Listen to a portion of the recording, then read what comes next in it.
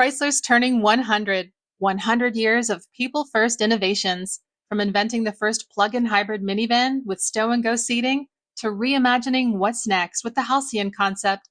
Chrysler has always put people at the center. Here's to the last century of innovation and the next century to come. Welcome to Daily Drive for Monday, June 2nd, 2025. I'm Jamie Butters, Executive Editor of Automotive News in Detroit. And I'm Kellen Walker in Las Vegas. Today on the show, President Trump plans to double steel tariffs. Automakers warn of a rare earth magnet shortage from China. And the upper ranks of the Filosa era at Stellantis starts to take shape. Plus, Lance Woelfer, Vice President of Auto Sales at American Honda, joins the show from the Detroit Grand Prix. A CR-V that's built in Canada right now, with over 50% U.S. content, could still be subject to a higher tariff than something coming from the UK, which is subject to a 10% tariff. So that seems a little inconsistent. Let's run through all the news you need to know to keep up in the auto industry. President Donald Trump says he'll increase U.S. tariffs on steel to 50%. That's double the current 25% duty. During a visit to a U.S. steel plant, Trump said the move would help protect American steelworkers. At 25%, they can sort of get over that fence. At 50%, they can no longer get over the fence. So congratulations to everybody and to you for making a great deal. You just made a better deal, right? Trump was visiting the plant to champion an expected deal between U.S. Steel and Japan's Nippon Steel. As a candidate, he had opposed Nippon buying U.S. steel. Many details of the agreement remain vague. He said the tariff increase would benefit the new venture's U.S. operations. U.S. auto executives are sounding the alarm on an impending shortage of rare earth magnets from China. They say the shortage could force the closure of car factories within weeks. The magnets are used in everything from windshield wiper motors to anti-lock brake sensors. In a previous unreported May 9th letter to Trump administration officials, the head of the trade group representing General Motors, Toyota, Volkswagen Group, Hyundai, and other major automakers raised urgent concerns. The Alliance for Automotive Innovation wrote, quote, "Without reliable access to these elements and magnets, auto suppliers will be unable to produce critical automotive components, including automatic transmissions, throttle bodies, alternators, various motors, sensors, seatbelts, speakers, lights, motors, power steering, and cameras." The letter was also signed by MEMA, the main trade group representing auto suppliers. It said without the essential automotive components, it would only be a matter of time before U.S. vehicle factories are disrupted. Both Alliance CEO John Bozella and MEMA CEO Bill Long told Reuters the situation was not resolved and remained a concern. Meanwhile, China's top automaker is seeing a major sales boost. BYD's sales in May were its best this year. That's after heavy discounts offered during the final days of the month lured customers into showrooms. The Chinese auto giant sold more than 382,000 vehicles last month. Of those, passenger cars were nearly 377,000.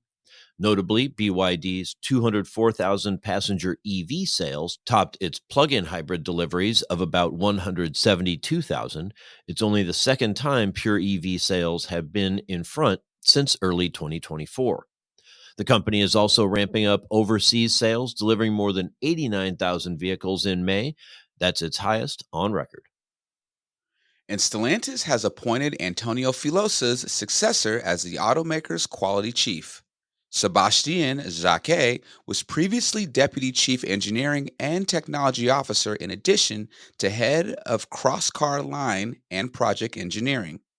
Filosa becomes CEO on June 23rd. He has been Quality Chief since February while also serving as COO of the Americas. With this move, the upper ranks of Stellantis in the Filosa era begin to take shape. The company said Filosa will announce his new leadership team June 23rd. And those are today's headlines. So, Jamie, President Trump plans to double steel tariffs from 25% to 50%. How will doubling these steel tariffs affect global trade tensions? Yeah, they'll crank up the global tensions even more. It's another finger in the eye for, important allies, Japan, Korea, Germany, Canada. These are the sources of most of the steel and aluminum, but we're talking steel today. These are key partners. The bottom line, it's going to make everything more expensive that's manufactured in the US. If you use steel at all, if you're making automobiles, if you're making engines or transmissions, US steel capacity is pretty much maxed out. So it's not really like they're going to win over more business. Maybe there will be more investment over the long term if it's believed that these tariffs are going to stay in place. But really means we're just going to see prices go up and another burden on the auto industry. Gotcha. Coming up, American Honda's Vice President of Auto Sales, Lance Woelfer, joins the show. That's next on Daily Drive. The 2025 Automotive Golf Classic is coming up soon, raising funds for the Boys and Girls Clubs of Southeastern Michigan. Players will tee off Monday, June 16th at St. John's Resort in Plymouth, Michigan. Attendees will get exclusive access to the third annual Automotive News Supplier Panel discussion just prior to tee time at 9 a.m. This year's remarks will feature Paul Thomas, President of Bosch North America, along with Colin Shaw, President of MEMA Original Equipment Suppliers. The executive guests will discuss challenges for suppliers stemming from the current trade landscape, new U.S. tariffs, and other critical issues facing the supply chain. For more information about this event, reach out to Tiffany Sula at the Boys and Girls Clubs at tsula@bgcsm.org or to Philip Nussel, AGC Executive Chairman at pnussel@crane.com. Chrysler's turning 100. That's a whole century of shaping the way America drives and leading with innovation. Did you know Chrysler introduced the first ignition key? What about the first automatic transmission, the first Hemi V8 engine, the first windshield wipers, and the first ever minivan? And they never stopped innovating, even today. The Chrysler Pacifica is the first and only plug-in hybrid minivan, the first with the convenience of stow-and-go seating, and it's packed with the most high-tech safety features in its segment. But for Chrysler, it's about more than just innovating. It's about innovating for people, for memories, road trips with your friends, school drop-offs in the rain, family reunions, weekend soccer tournaments, first dates, first drives, and everything in between. Chrysler's been there for all of it, leading the way with game-changing ideas. And they've introduced the Halcyon concept, driving the brand's future innovation, focusing on building a sleek, smart, sustainable vehicle design for the next generation of driver. So here's to Chrysler, 100 years of innovation, memories, and everything in between. Welcome back to Daily Drive. I'm Jamie Butters with Kellen Walker. Over the weekend, I got to check out the Detroit Grand Prix, which takes over the streets of downtown Detroit for one weekend each spring. Honda had an excellent showing in the race. One of its cars crossed the finish line first, with driver Kyle Kirkwood behind the wheel. Honda drivers now boast a 7-0 record this IndyCar season. During the event, I got a chance to catch up with American Honda Vice President of Auto Sales, Lance Woelfer. We talked about how the automaker views the sales pace here in the U.S. in 2025 and how it's reacting to the chaotic trade environment and more. Here's our conversation. Lance Woelfer, welcome to Daily Drive. Thank you for having me. It's so fun to have you here. We're in downtown Detroit. It's Grand Prix Saturday. Lots of excitement. Glad we could find a quiet spot to talk. Yeah. So this coming week, we're going to learn how May went in the sales in the U.S., at least for the automakers like Honda that are kind enough to still report monthly. March was a record month. April was strong. Was May the payback month? Actually, May's been better than I went into the month expecting. We did have a record for Honda in March and a very strong April. It really surprised me, as well as the market stayed strong. We're actually going to outpace last year. That's what our expectation is. We won't know the final results until Monday, of course, but really it's our Tuesday, I guess. But, we're excited about how strong the market has continued to be. So a little bit uncertain with as much pull ahead as we saw, but stronger than I actually anticipated going into this month. So our expectations for June are a continued strong sales momentum. Interesting. I feel like Honda has been doing well, but it's kind of been maybe supply constrained. What's your inventory situation? Are you happy with your inventory? Well, we're pretty happy with it. Okay. One of our goals has been to keep our days supply 25 to 35 days, somewhere in that range for the Honda brand, a little higher than that for the Acura brand. And we have some that are below that. So we have seen some pull ahead that had an impact on the overall inventory. And we might see some challenge in hitting, sales records when we talk about inventory, but we've got the right mix, I think, for the marketplace and for our dealers. It really is, in a way to support them. One of the key focuses has been that manageable day supply that puts them in a position to be able to have the right vehicle for the customer at the right time. You're still running leaner supplies than you were before COVID. Oh, yes. Yeah, quite a bit. Yeah. Did the dealers just learn to be more efficient, or did they just appreciate how efficient they could be? Well, I think we never went to a point where we oversupplied the market since COVID. Right. We've been able to focus on not just the model line and what having the right supply is, but down to the trim, maybe the color. When you look at hybrid versus non-hybrid and the Civic and CRV and Accord, balancing all that inventory has been a little bit delicate, but we've been successful in doing that in a way that I think keeps the momentum on almost all the product at the level where it's a little bit below our target, but still allows us, I think, to have some pretty strong months as we go forward. Are they able to give feedback that, as far as what consumers want, enough to influence the manufacturing output, or is it just more allocation at that point? Well, they can, and we do take some information and feedback from them when we allocate on what they want. We also have a lot of feedback through our field team and direct feedback from the dealers, and we can make adjustments in our production if need be. And it really gives us an opportunity, I think, to get a feel for what's going on in the marketplace, actually all the way up to my level and beyond. We'll read some comments we get from the dealers on a weekly basis. And sometimes that information will be enlightening, give us an opportunity to make sure we're meeting market demand. Is there anything you feel like you're short on? Is it hybrids? Is it Civics? Well, Civic's been pretty tight. We've had a lot of success with the Civic, especially since we introduced the hybrid.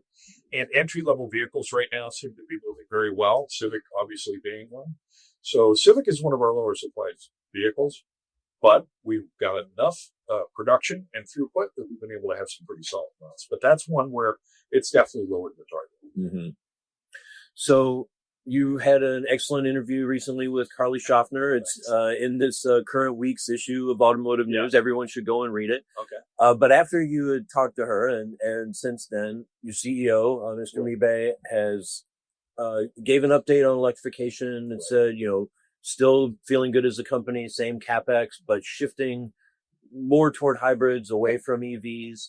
How's that play with your dealers? Does that give them some comfort? Well, I think it does. What the dealers really want to see is that we're responding to what's happening in the marketplace. And from a consumer standpoint, we've seen a lot of interest in our EVs with the Prologue and the ZDX. In fact, Prologue at certain points of last year was the number one non-Tesla selling vehicle. I think we saw that in the fourth quarter of last year. ZDX now is doing very well in the category. But we also see that when we look at the overall industry, there's been a slowdown in the growth, or even maybe in the first quarter, it was a little bit lighter than last year. But overall, we still see that there is momentum and building in the EV market, but it's got to be at the pace of the consumer. And for them to be excited about electric vehicles, they need to be affordable. That's one of the keys. They need to be exciting. They need to be essentially a vehicle that they look at and say, dang, I want to drive that vehicle. When they get in, it's got the features they're looking for. And it has to be chargeable. And that's one of the key challenges I think we see today. We offer a free charger when you buy a ZDX or a Prologue, if that's your preference, or you can get charging credits. But on the overall charging network, that can be difficult for the consumer. And that's why we've invested in ION, which gives up to 30,000 chargers in the future that we'll add. And we just added the Tesla supercharger network on the Honda side. So we're working to address those things. But I think the consumer has to, be in a position where they're really comfortable with the EV option. And we're seeing a significant part of the market being EVs, but the growth hasn't been at that pace to maybe match original expectations for the overall industry. I think forecasting is always a little difficult, but it's been extremely challenging this recent cycle between changing EV policies, changing tariff policies, and all. It's just been a lot of flux. How do you try to address that? How do you work through that? Well, a good thing about Honda is that overall we're pretty efficient from a production standpoint, and we do have flexibility. And as I was talking before, we talked about down to the model, maybe color level, as we're continually making adjustments to production. But the recent retooling we did in Ohio, in Marysville, that plant can not only build EV on that line, it can build ICE or hybrid. So we've got the ability to make adjustments to our production at that kind of capacity, can help us meet market demands. But as far as forecasting the future, we're still pretty confident even this year is going to be a good year for the industry. And for Honda, we still see between Honda and Acura brands, 1.5 million vehicles, 160,000 acres, big growth for them. Part of that's the addition of the AEX. And with Honda, we see a lot of growth in Passport. We've got the Prelude coming.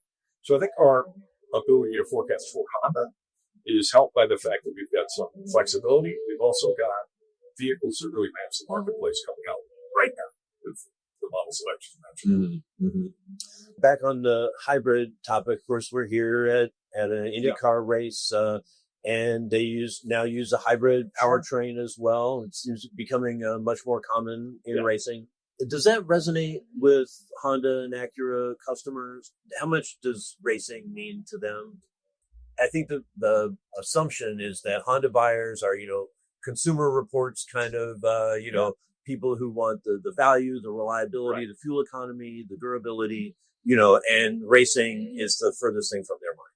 Well, I mean, there's an old adage, like win on Sunday, sell on Monday. And I'll just tell you that after the Indy 500, we had very strong reporting over the holiday weekend. But ultimately, I think there's a lot of consumers who follow racing, and the addition of hybrid technology at the time when hybrid and just auto sales is growing rapidly is helpful.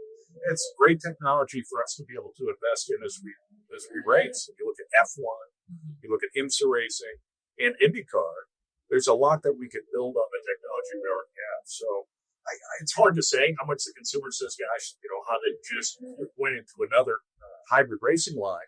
But we definitely see after we win, there is a little bit of momentum, and there's a lot of excitement around racing, certainly, and it's all building, I think, in the U.S.